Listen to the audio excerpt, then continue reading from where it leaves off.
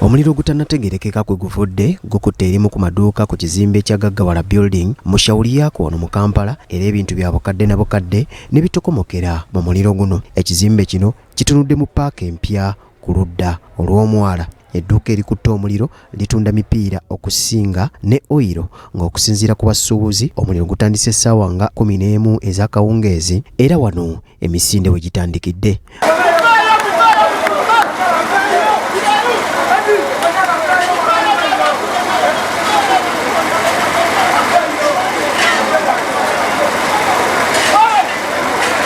Poliisi ezikiriza omuliro esanze akaseera akazibu okuguzikiriza nga kivudde ku mbeera ebadde ey'akazigizigi nga buli omu abadde annyuka addaka era kigitwalidde essaawa eziwerako okuguzikiza. Mu banka wali ku gundi ku Eco Banka n'ensamulo gwatandise hardware yaffe kava basemba kye hardware kati omuliro gutandise 12 awo abasika nga batandike nga bali mu kujja umwe gwatandise dda mulimu gundi mitalimba mulimu oyiro mulimu byonna byera nga simenti ebidomola byonna mwebiri kati emmotoka ezizikiriza omuliro wasoose kujja 2 zokka ekireetedde bannannyini maduuka okulaajanira poliisi ereeteyo emmotoka endala okutaasa ebyabaguzi byabwe n'emmaali yaabwe ebadde esaanawo.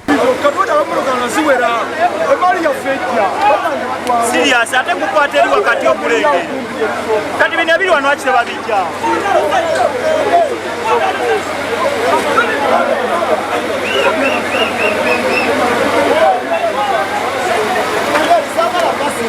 Poliisi ng'eyambibwako military police balabye biri bityo ne bayita basajja baabwe abalala okwongera okubayambako naddala ne mu kukuuma ebintu by'abasuubuzi okutangira bakyala kimpadde okubinyaga. Embeera eno etaataganyizza eby'entambula n'emirimu mu kibuga era obwengula bwonna bulabiddwako nga bukutte ekika ekibadde kiva mu muliro guno ng'embeera eno etabuse n'esukka ku bamu era waliwo abazirise abatwaliddwa mu ddwaliro nga biwala ttaka.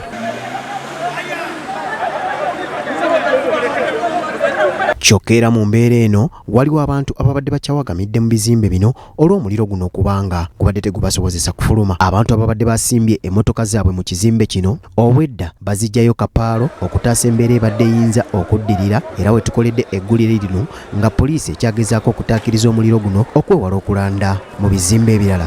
Mark Jackson Kasule, BBS Terefayina, Ageesigika.